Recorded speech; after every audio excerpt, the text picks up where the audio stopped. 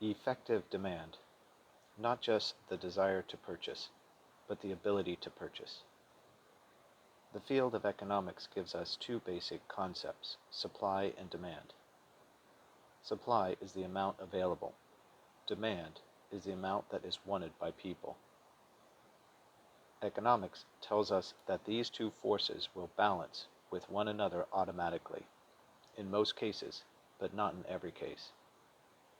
In real estate, supply is the number of acceptable types of properties available, and demand is the wants of the people who will use those properties. Effective demand is not just the people who will use those properties, but take it one step further. The people not only have the desire to purchase those properties, but the economic means to do so. Effective demand is the desire to purchase property combined with the ability to purchase.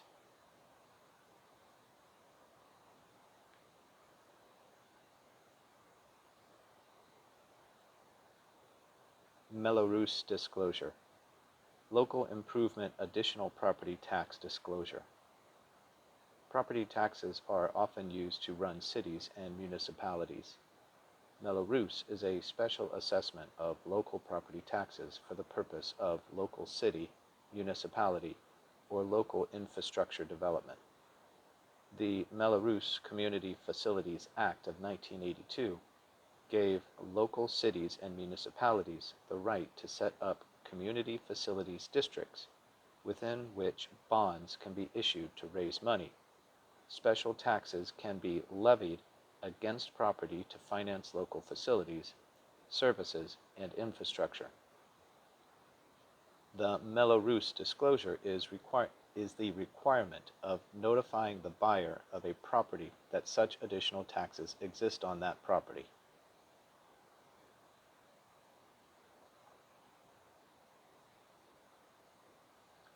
Severalty. How an individual holds title to real property. When only one individual owns a real property, it is in severalty. It means there are no co-owners. The concept of tenancy becomes interesting when there are multiple owners. For example, there is no reason to discuss common tenancy if there is only one owner.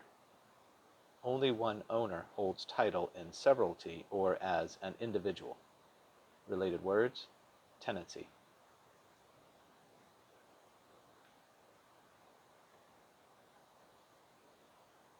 Deposit receipt. Receipt of deposit and agreement to purchase real property. The deposit receipt is the purchase offer for real property. Giving money as a deposit or earnest money is the foundational contract to buy real property. In conjunction with the standard purchase agreement and joint escrow instructions, the receipt of the deposit represents money in exchange for a promise, which is the bilateral contract of a real property purchase. Actual receipt of the deposit occurs when the seller signs the purchase agreement, and at that moment, the bilateral contract becomes binding. The deposit receipt is the receiving of interest money or a deposit on real property, which is also the agreement to purchase/sell real property. Synonyms: purchase offer. Related words: earnest money, contract to purchase.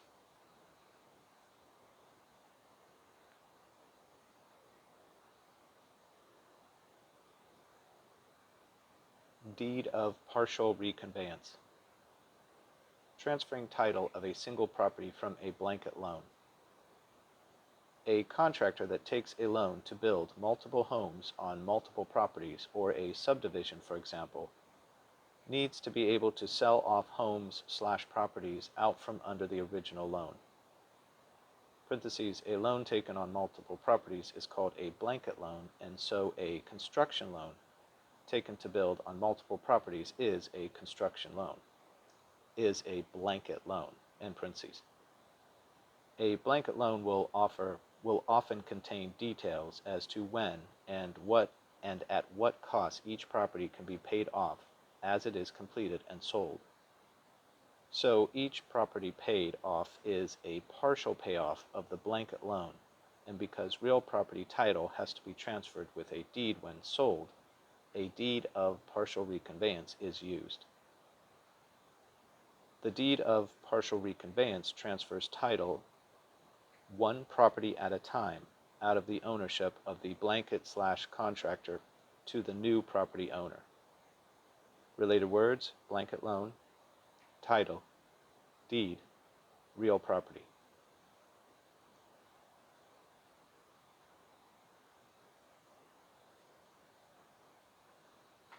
Eviction notice. 3-day notice to a tenant in breach to pay rent or leave. When a tenant fails to abide by the lease, there is a legal process to follow to either gain compliance or remove the tenant, parentheses, called eviction, end parentheses.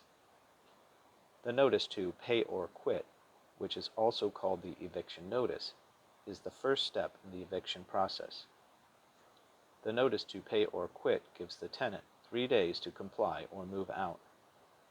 If the tenant does neither, the next step is to file an unlawful detainer action, parentheses, also called an action in ejectment, end parentheses.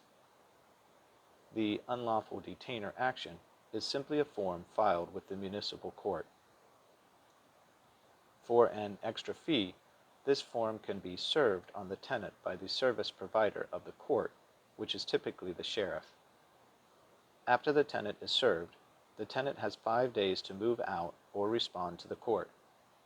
If the tenant fails to do this, then the next step is to go back to the court and ask for a writ of possession, which the judge will grant given no response of the tenant.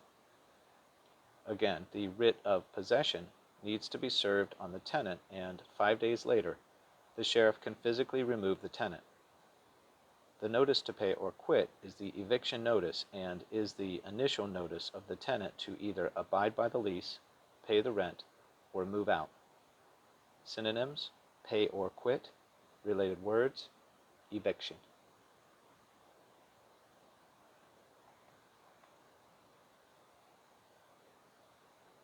Sheriff's deed. Deed given to new buyer of a foreclosed property. When a mortgage is used to buy a property, there is a mortgagor, who is the borrower, and the mortgagee, who is the lender. If the mortgagor fails to repay the loan, the mortgagee goes to court and obtains a judgment against the mortgagor. Going to court is called an action or court action. The judge's decision is called a judgment. The judgment is that the house is to be sold to repay the debt, parentheses, foreclosed on, end parentheses. When the property is sold to a new buyer, a sheriff's deed is used to transfer title to the new owner. The sheriff's deed is the deed used to transfer real property to a new owner as a result of foreclosure or court action.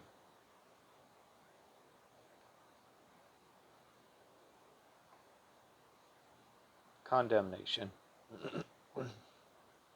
Process by which the government takes real property. Condemnation is the name for the process by which the government takes property under the right of eminent domain.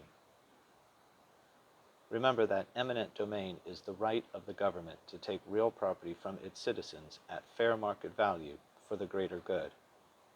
Condemnation is the process that is followed when the government exercises the right to take property at fair market value.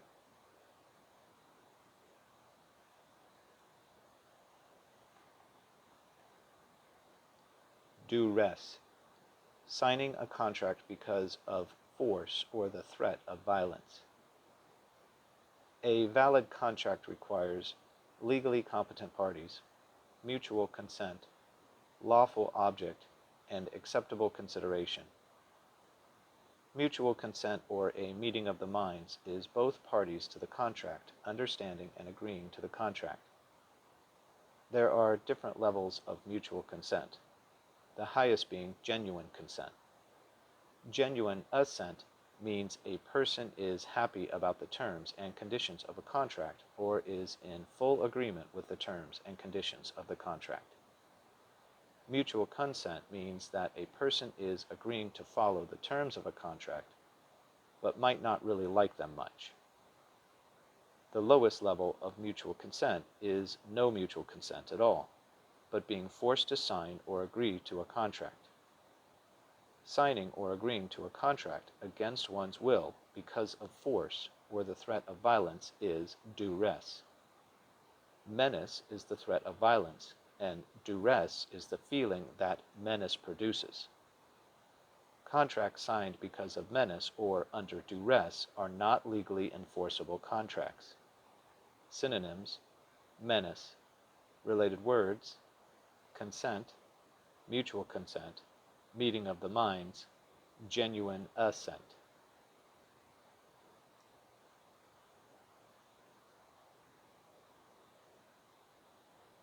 Estate at will. Leasehold estate with no written agreement. An estate at will is a leased or leasehold estate that has no written rental agreement.